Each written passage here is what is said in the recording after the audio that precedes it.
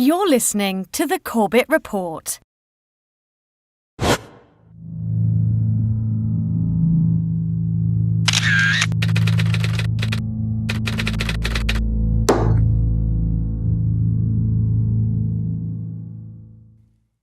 After stepping down as mayor of New York City, Rudy Giuliani tried to launch himself as a national political leader on the back of the single defining event of his career. September 11th. Terrorists or terrorism. September 11th. The flames of hell emanating from those buildings. September 11, fallen towers of the World Trade Center. Terrorists. September 11, 2001. In the end, he failed miserably, with voters immediately seeing his ploy for what it was: base political pandering. 9/11 was bad. I agree with that. God, I can't believe how easy this is.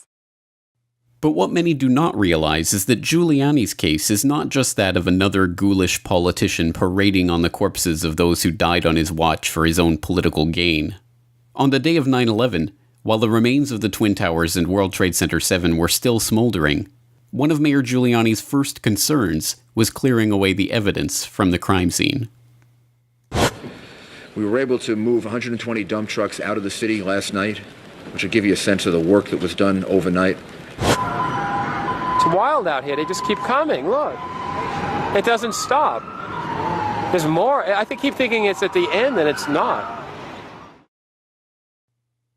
Despite reassurances that the rapid removal of the evidence from Ground Zero was important for emergency access, this process went far beyond merely clearing a path for rescue workers. As Eric Lawyer, founder of Firefighters for 9/11 Truth, points out, the massive operation to haul away over 1.5 million tons of debris and to sell much of the steel to Chinese firm Baosteel at discount prices was not just an overzealous approach to clearing the area, but was itself a crime. 9/11 was the greatest loss of life and property damage in U.S. fire history. This should have been the most protected, preserved, over-tested, and thorough investigation of a crime scene in world history. Sadly, it was not. What was it? Well, we know from their own admission, the majority of the evidence was destroyed. Like Richard said, 22 years of experience. I've seen a lot of crime scenes. I've never seen anything like this in my life. I was out at the site. I saw trucks leaving faster than anywhere I've ever seen, but I accepted it at the time, and for years I accepted it because it was a recovery and rescue operation, and that's normal to have something like that going. Again, we've never seen anything like it, but that was expected. What I didn't know for years, what was going on behind the scenes, was that evidence was being destroyed when it was shipped off. By their own admission, Tower 7 investigation, this investigation at Tower 7 had no physical evidence. How do you investigate a crime when you've destroyed all the evidence? It doesn't make sense. They also admit that they refused to test the explosives, or to test for explosives or residue of thermite. Now, this is what I'm going to go into here just real quickly, is there are national standards for an investigation. That's what all of us are asking for, an investigation that follows national standards and holds people accountable.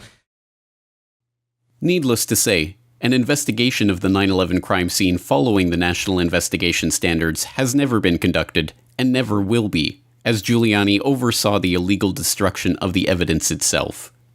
To add insult to this injury, in 2003, New York City medical examiner Charles Hirsch revealed that in the mad scramble to get rid of the crime scene evidence, human remains from the World Trade Center had been left at the Fresh Kills landfill, where the debris was sorted and the steel was sold.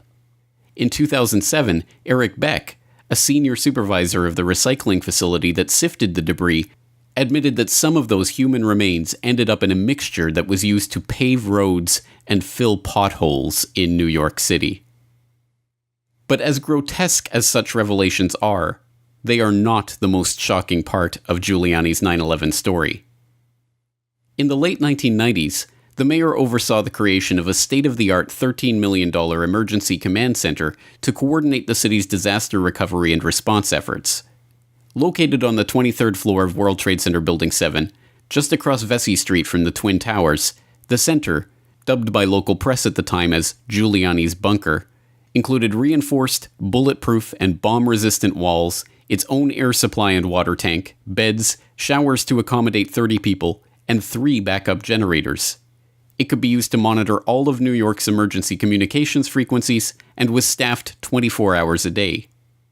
And yet, remarkably, on the morning of 9/11, neither Mayor Giuliani nor any other city personnel or police or fire department officials were in the bunker after the Twin Tower strikes. As I told you guys before, it's very funny. I was on my way to work, and traffic was excellent. I received a call that a small Cessna had hit the World Trade Center, and I was asked to go and man the Office of Emergency Management. Upon arriving into the OEM EOC, we noticed that everybody was gone. I saw coffee that was on a desk. Still, the smoke was still coming off the coffee. I saw half-eaten sandwiches. So why wasn't the mayor and the city's emergency personnel in the location that had been purpose-built for just such an event? According to Giuliani, they had been told to evacuate because they had been given a warning that the Twin Towers were going to collapse. A warning that was evidently not passed on to any of the emergency personnel that were still working in the buildings. I went down to the scene and we set up headquarters at 75 Barclay Street, which was right there with the police commissioner, the fire commissioner, the head of emergency management. And we were operating out of there when we were told that the World Trade Center was going to collapse. And it did collapse before we could actually get out of the building. So we were trapped in the building for 10, 15 minutes and finally found an exit and got out, walked north, and took a lot of people with us. Giuliani, in his own words, has admitted that he was warned that the World Trade Center was going to collapse. This despite the fact that there was no possible way for this to be predicted in the first hour of the unfolding disaster. Even more incredibly, despite being given this warning, no effort was made to pass it on to the police, firefighters, and other responders who were still working in and around the buildings. When precisely was this warning given, and by whom? Why, despite acting on this warning himself, did Giuliani make no effort to pass the warning on to others? Predictably, when confronted with these questions by activists during his 2008 presidential campaign, Giuliani merely smiled and denied that he had ever received such a warning.